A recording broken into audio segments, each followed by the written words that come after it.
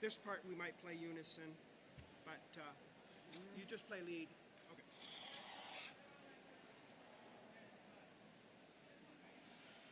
Yes.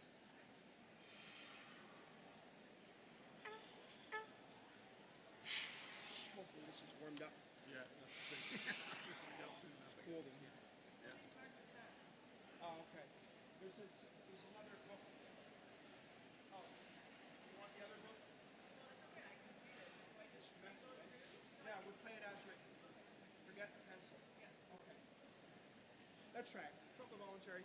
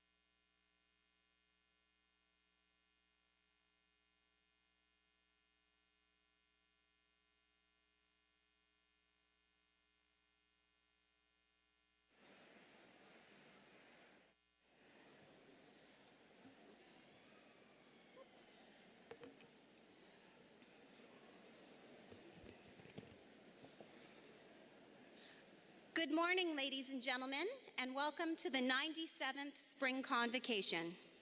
The ceremony will begin shortly. At this time, I ask you to please stand for the procession of the graduands. Okay, ready? Ready?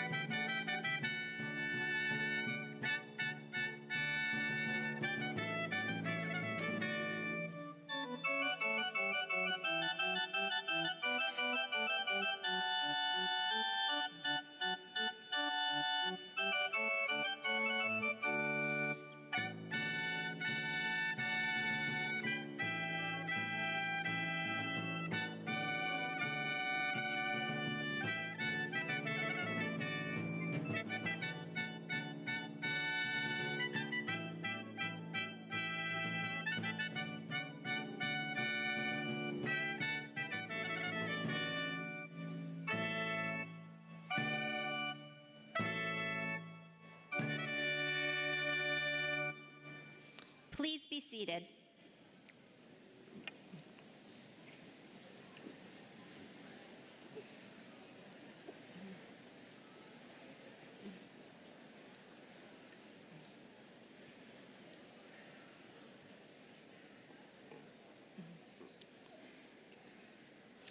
I would ask that you call your attention to the screens on either side of the stage. We will now be showing our This Is the Moment video, which encapsulates your university experience to this time and now your movement into your new role as part of our Brock alumni community. This is the moment that defines what happens next. This is the moment you knew what you wanted. And this is the moment you got it. This is the moment you said goodbye. And this is the moment you missed. This is the moment the distance was surprisingly short. And this is the moment the distance was painfully long. This is the moment you opened the door to a new house. And this is the moment it became a home. This is the moment you took some notes. This is the moment you took it all in. This is the moment you fell in love. And this is the moment you fell asleep. This is the moment she told you to take a hike. And this is the moment you did. This is the moment you reached for new heights. And this is the moment you reached new land. This is the moment you learned something new. And this is the moment you had to remember it. This is the moment you were overwhelmed. This is the moment you overachieved. This is the moment you stopped. This is the moment you caught your breath. And this is the moment it was taken away.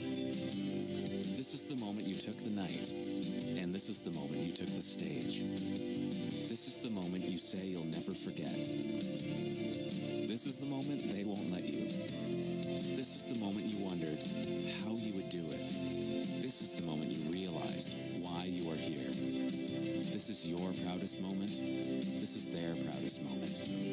This is the moment you realize the importance of this moment. And this is the moment that defines what happens next.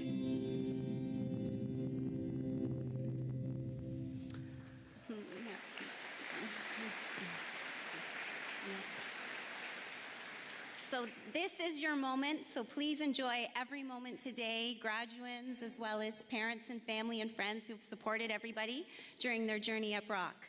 I just ask that you please remain seated for a few more moments as the faculty procession is about to begin.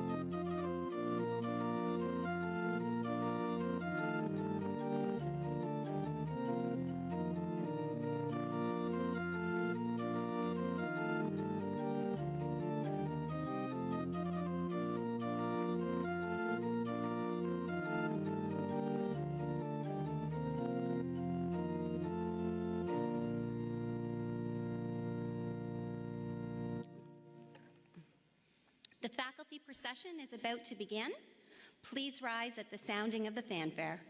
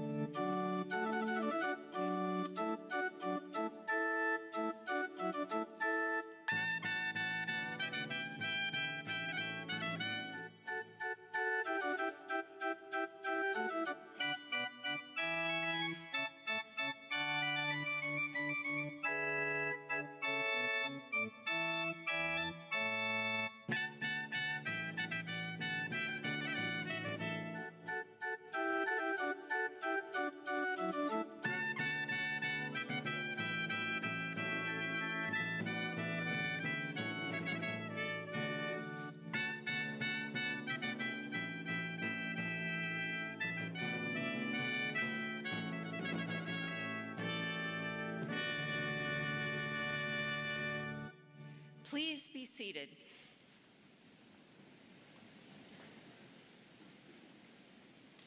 I declare the 97th Convocation for the conferring of degrees and certificates in session. Acting Chancellor and President Dr. Lightstone, Acting Vice Chancellor and Provost Dr. McCartney, Trustee Freudenthaler, Senate Chair Sider, honored guest Mrs. Venditti, platform guests, graduating students, parents, and friends. Welcome to Brock University Spring Convocation, a time of celebration for our students, families, and friends.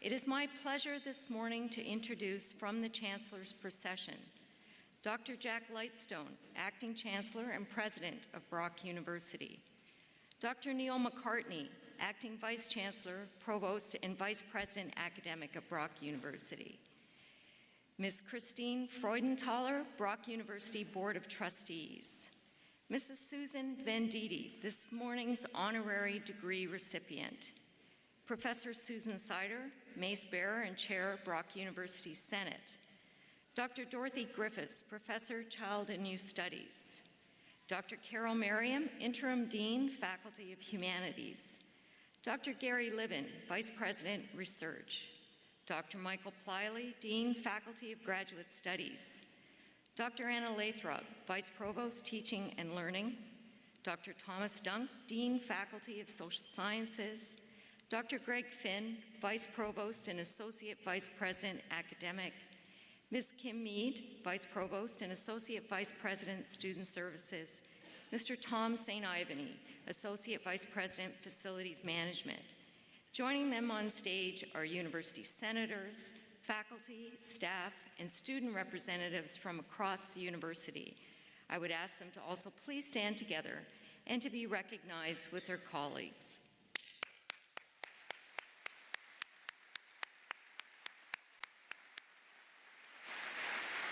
Please be seated. I now invite President Lightstone to deliver words of welcome.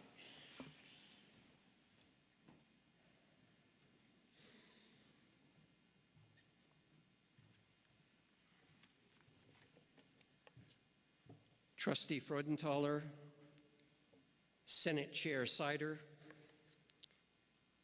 Provost McCartney, Dean Dunk, faculty and staff of Brock, friends and family of the graduates, welcome. And to you graduates, a very special welcome indeed. On behalf of the Brock community, I would like to begin by acknowledging and honoring the ancestors of those on whose traditional lands we gather today. Brock University is located on what today is known as the Bruce Trail, on the traditional shared territory of the Anishinaabe, the Haudenosaunee, and the Attawandaron. Today we acknowledge the First Nation, Métis, and Inuit peoples and all Indigenous peoples who have joined us for this convocation. Now, graduates, you all look very subdued. Are you happy to be graduating?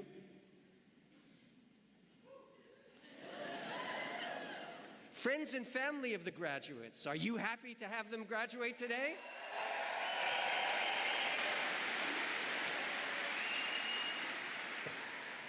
I get the same response every time. And what it indicates to me is that as relieved as you may be that you are graduating today, your family are much more relieved than you are. And of course, as you've just heard, they're also very proud of you, as you should be proud of yourselves. And you should know, too, that all of us who work at Brock are also very proud of you as well. Because not only does today represent the culmination of your efforts, it represents the culmination of our efforts as well. So we share in the joy and pride that your family and friends feel, and we share in the pride that you, I hope, feel as well. Now, as you can see, this graduation appears to be a serious event. It is filled with tradition and pomp and circumstance from a different century. We march into music from the 18th century. We all come dressed in the height of fashion for the 16th century. But even though it is a day of ritual and tradition, it is above all a day of celebration, a celebration of your accomplishments.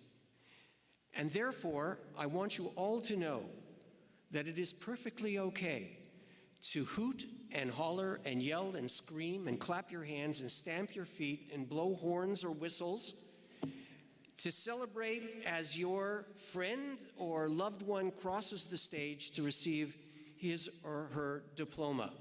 And to get us all in the right mood, we will have a practice run on the count of 3. 1, 2, 3.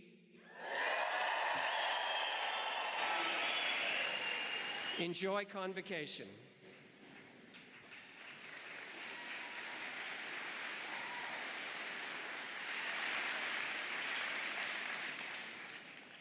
It is my pleasure to introduce Ms. Christine Freudenthaler, member of the Board of Trustees, who will present the Spirit of Brock Medal.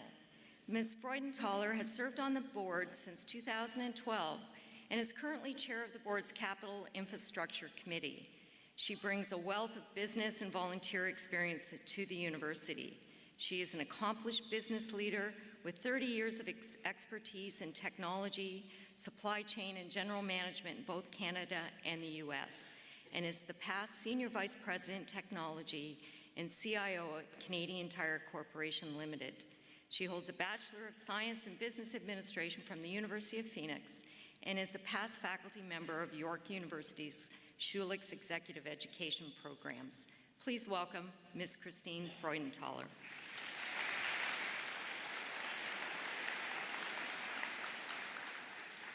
Dr. Lightstone, honored guests, faculty, staff, and graduates.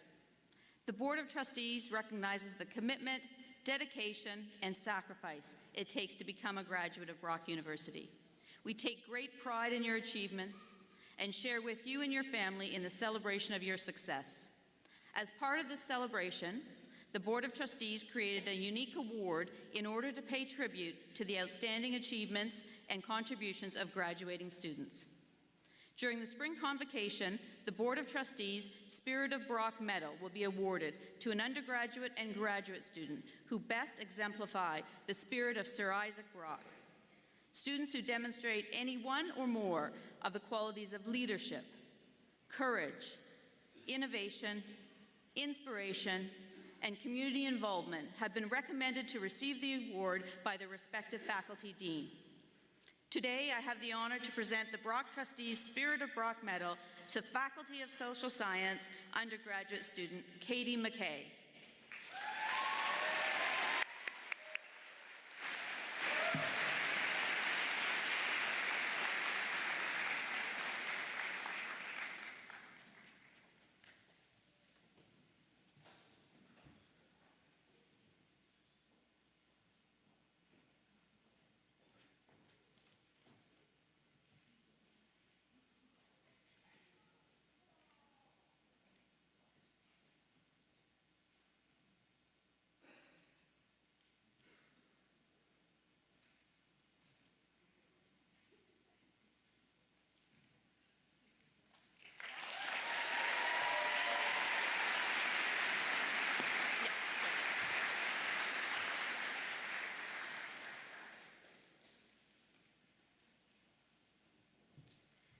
I've asked Katie to stay on stage.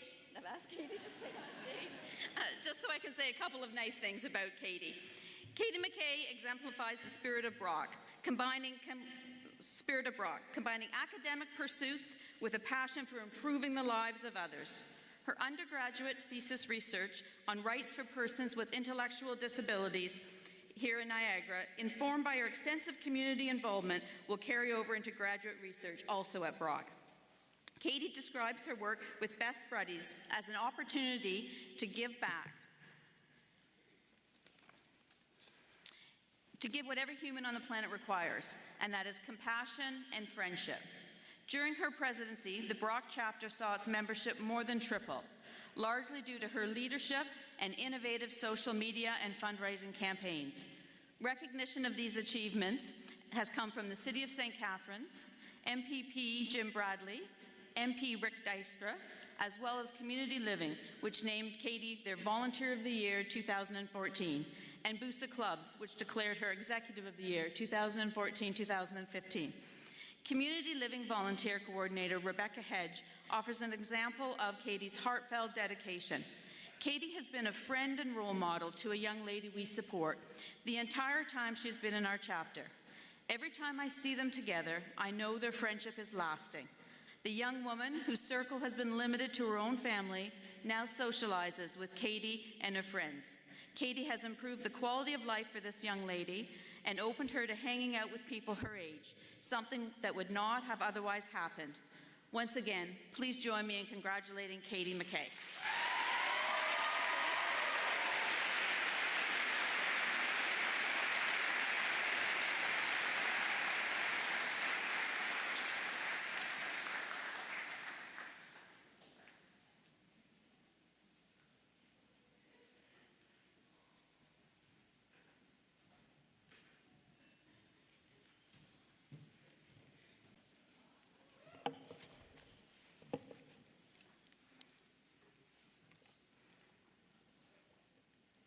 Mr. Chancellor, distinguished guests, family and friends of graduating students and graduands, it is an enormous privilege to introduce today's Convocation speaker and our newest recipient of Brock University's Honorary Doctorate of Laws, honoris causa, Dr. Susan Venditti.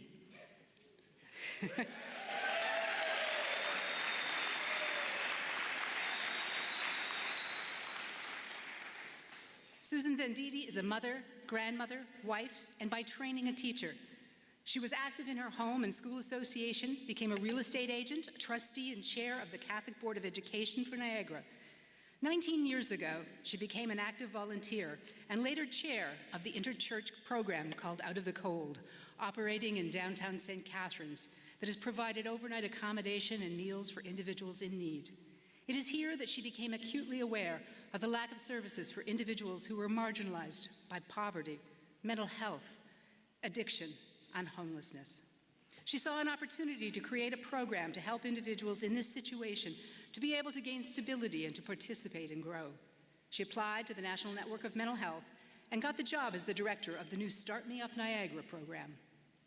The program initially focused on employment, but because of her compassion and great vision, she's been able to broaden the scope of the program to include persons who are marginalized and require housing, advocacy services, and a drop-in center for lunch on the weekends. The program strives to support those who are homeless to get off the streets and to help them back on their feet. It gives people something to do and a place to be recognized as an individual. The service operates 365 days a year because poverty and need do not take holidays. She continues to serve as the chair of the Out of the Cold Interchurch Committee, is a member of the Social Assistance Advisory Committee, the Youth Without Secure Housing Committee, the Sex Trade Task Force. She's involved with Prosperity Community Niagara Region and the Diocesan Social Justice Committee. I read in her bio that she hoped that through her work and advocacy that she has made a small difference. I believe that the difference that she has made to the lives of the individuals whom she's been able to help is life-changing. And to our community, her contribution is huge. She embodies the spirit of a caring community that's taking responsibility for supporting those who are going through difficult times. As I look at the qualities of a great leader, a quote from George Bernard Shaw and later paraphrased by the Kennedy brothers comes to mind. You see things and you say, why? But I dream things that never were, and I say, why not? It is this vision, this spirit of hope and drive that makes Susan Venditti a perfect recipient of today's Convocation honor. In 2010, the Rotary Club of St. Catharines awarded her the Paul Harris Fellowship Award for her contributions to our community. It is our privilege at Brock University to add yet another recognition for her work. I have the honor to present Susan Venditti to receive at your hands the degree of Doctor of Laws honoris causa.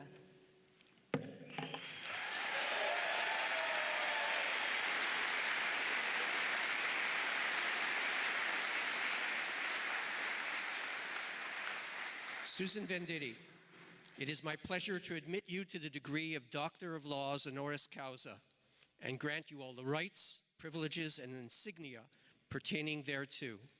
Congratulations, Dr. Venditti. Thank you. Thank you very much.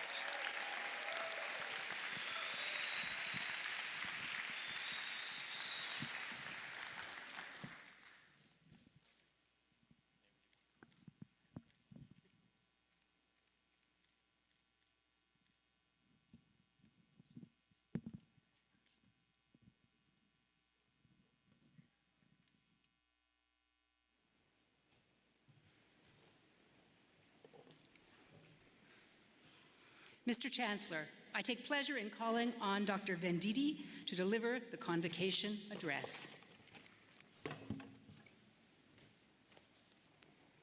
Thank you very much. That was a lovely introduction. Dr. Lightstone, faculty members, honored guests, graduates, and friends. I am actually very surprised to be standing here today. In my wildest dreams, I never expected to receive an honorary Doctor of Laws from Brock University. I would like to thank the Senate and University for the honor. Congratulations, graduates. You completed what you started. You have graduated. As we all celebrate the day, I am very grateful to the people in my life who made this day possible. It is on their shoulders that I stand.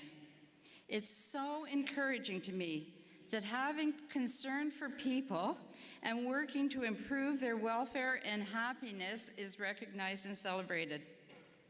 I must admit that I feel like an imposter, for I've lived a happy, ordinary life, an active life, played out on a very small stage.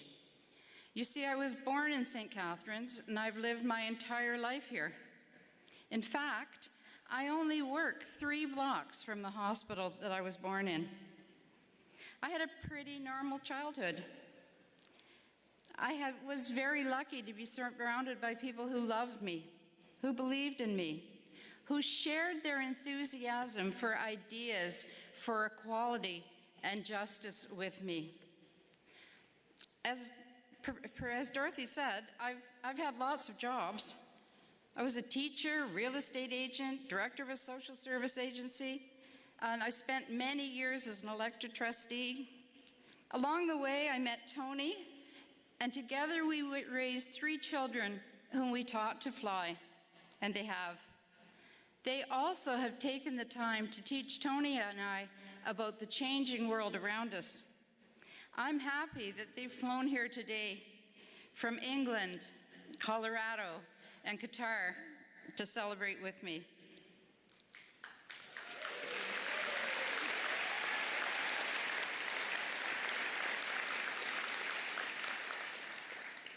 My uncle died alone on the streets of St. Catharines. He had served in the Second World War and came home shell-shocked, or what we would now call with post-traumatic stress disorder. He never recovered. He became homeless. He used alcohol to quiet his nightmares. He died on the streets of St. Catharines, pretty well in the same location where the Brock Performing Arts Center now stands. Then it was the jungle, and it was on the banks of the old canal. Sometimes he'd call his home, or my home. His calls weren't welcome. But after a call, my mom would tell me stories about her brother, the before the war Uncle Roy. How smart, how clever, how brave, and how she couldn't understand. I remember seeing him downtown one time, and when he asked me if my name was Susan, I said no, and he walked away. I will never forget this. Nearly 3 decades later, when out of the cold, an across Canada faith-based movement that was designed to assist the homeless by providing a hot meal and shelter in empty church rooms was starting here in St. Catharines. I signed up to volunteer. I was going to be part of the Sunshine Crew, which meant I would go in at 6 a.m., waken the guests, clean up, and get on with my pretty perfect life. It was a wonderful volunteer job, I thought. I'd feel great about helping, and I was so sure it would interfere with nothing. I felt I knew a lot about homeless people. For just like many others, I had a lot of assumptions. I knew exactly what they should do, how they should be living their lives. The only problem was I didn't actually know a living homeless person at that time, and I certainly didn't know anyone by their name. On my first morning volunteering at the cathedral, a woman came up to me and said, "You middle-class ladies have to help us because we're going to die out here." This was a direct call to action. Message received. So I did what everyone would do. I tried to help. I went to the Housing Help Center. After all, they found people housing. They treated me so well when I arrived, but they told me there are no houses. She doesn't have enough income. Her behavior can be difficult, and she has too much stuff stored in lockers around the city. They also said they would help and keep me in the loop. Actually, I couldn't help her, but I kept meeting her everywhere. She was articulate, well-educated, and even had her own doctorate. But she'd had an experience, a terrible experience, of loss and mental illness. She didn't have housing. This just was not right. I also noticed she carried a huge number of belongings with her, stuffed into her shopping cart wherever she went. I'm glad to say that today she is housed, and although she moves frequently, and along with her go her belongings, I would consider her a friend and a success. While most people would consider her belongings junk, they are her connections to the past and her hope for the future. For without these belongings, she wouldn't have a future in her mind. So they both hold her up and drag her down. She still does not fit into the system, but I at least know her name. When I became chair of Out of the Cold, I was surrounded by others who wanted to help in simple ways, a community of helpers. We're welcoming strangers, serving a hot meal, providing a warm bed if needed to anyone who came. There was no bureaucracy, no judgment. Guests and volunteers getting to know each other. It was simple, and its methods survived the skeptics. Few rules, no questions. Over the last 19 years, this modern day miracle has served over 300,000 meals and have provided about 60,000 nights of accommodation in St. Catharines, all done by volunteers. 3 years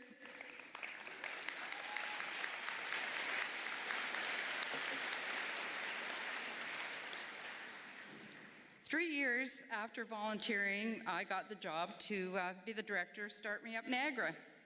I received a key to an office on St. Paul Street, a computer that was a complete mystery, a telephone, and the project began. The vision of the community committee was to build a society where everyone was included, healthy, and sufficient. A tall order. One of the first participants in the employment part of this project had been a forensic auditor before burnout struck.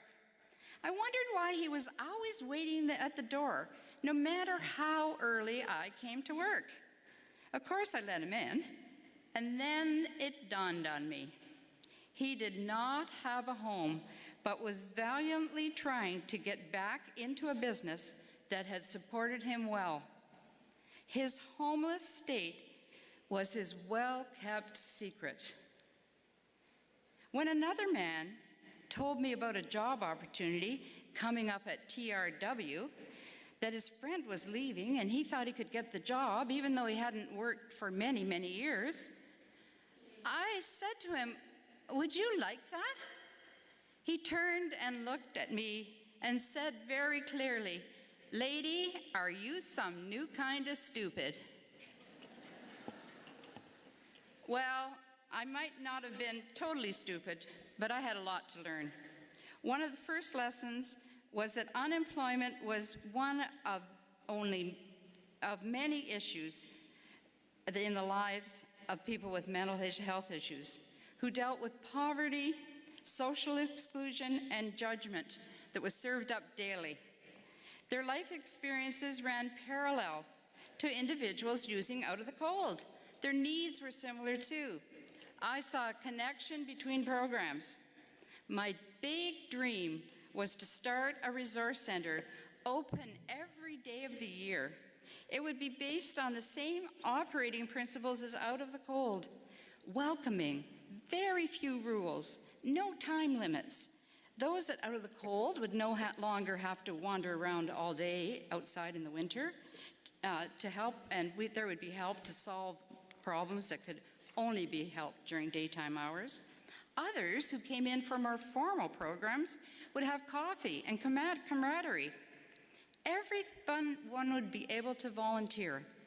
It would be a place to be somebody. At the same time, my husband retired after a long teaching career. I knew that to build the center, I would need his help. He would have to accompany me on the journey full-heartedly. He agreed, and without him, this work would be impossible.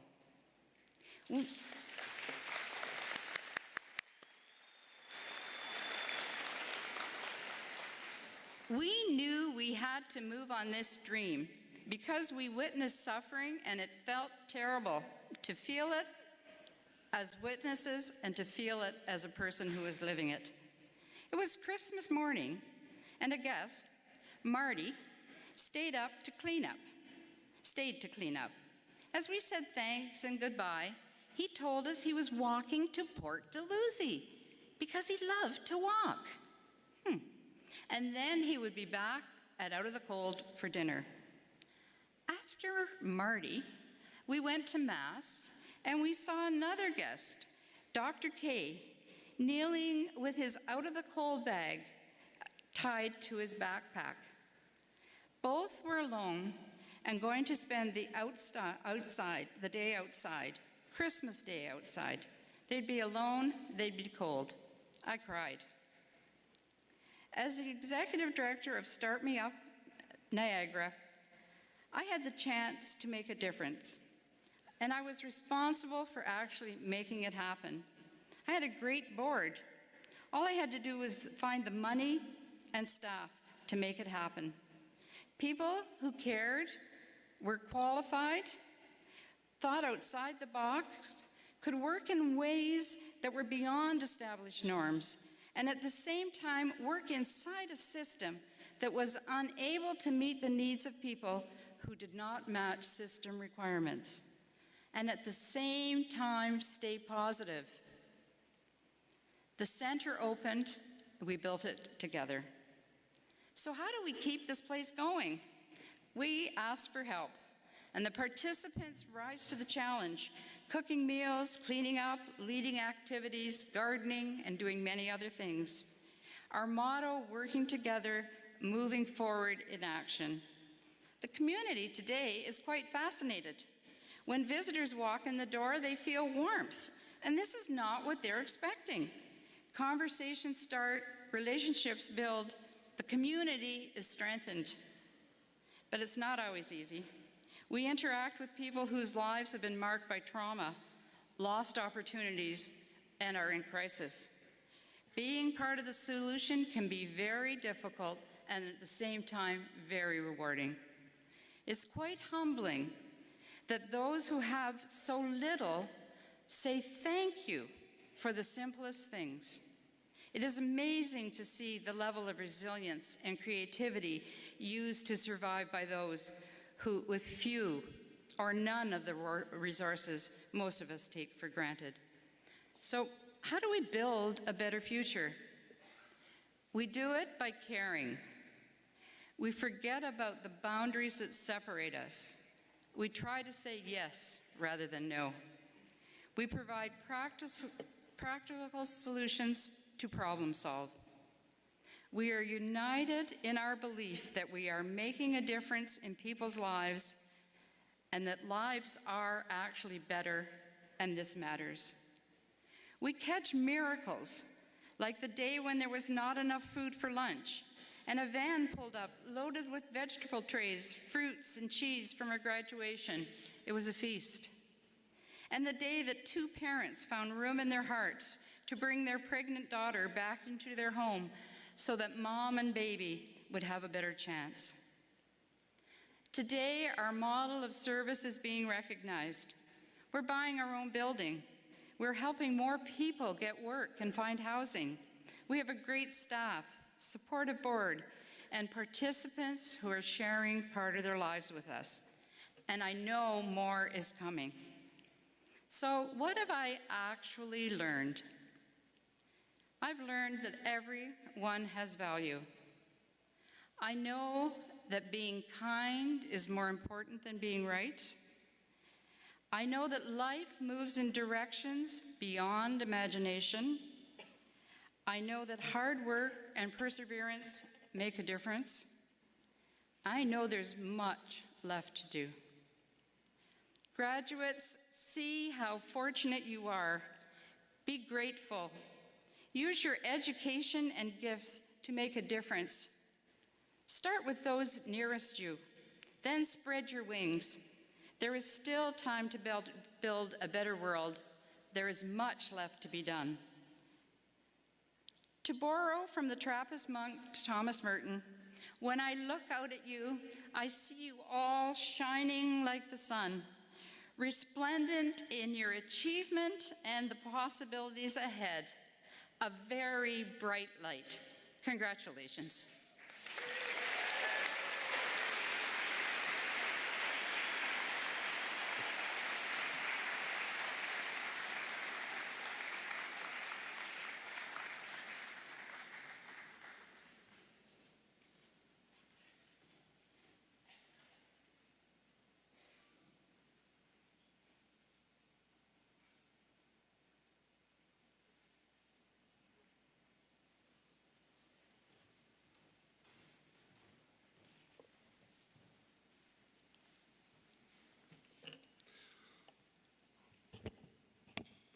Will the candidates for the various degrees and certificates please rise?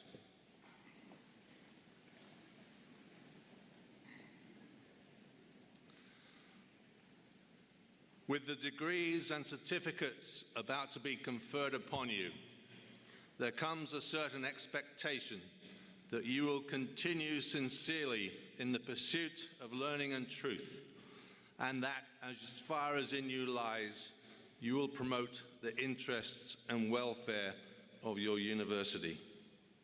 Do you acknowledge this expectation? Mr. Chancellor, as the candidates have acknowledged the responsibilities that accompany their degrees and certificates, and as they have successfully completed the courses of study prescribed by Senate, I would ask that you admit them to their several degrees and certificates. It is with great pleasure that I admit you. Congratulations.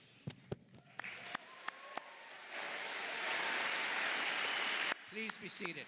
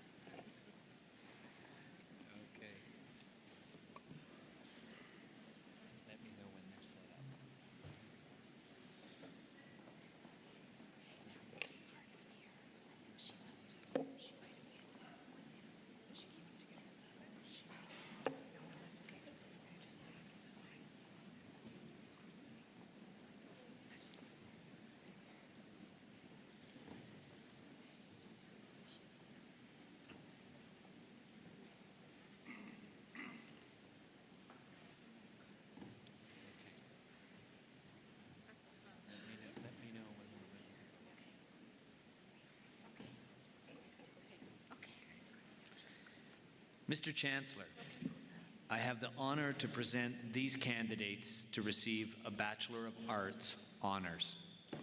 Esra Abdel Samed, Samantha Marie Acton,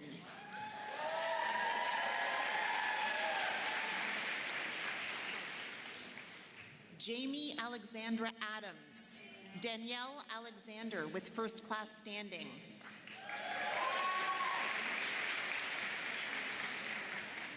Amanda Appelman, Emily Marie Armstrong,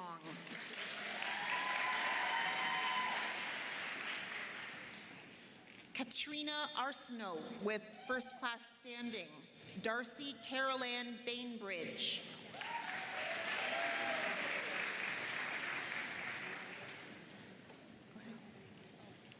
Hannah Loretta Barrett, Justin Blackler with first class standing,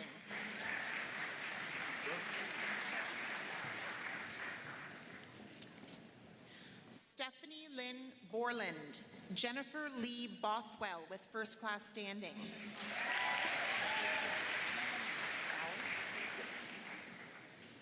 Natasha Boucher, Colin Scott Bowers,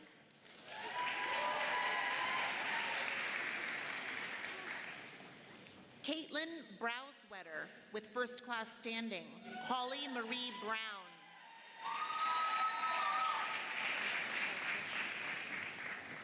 Savannah Brown, Nikita Cadranel,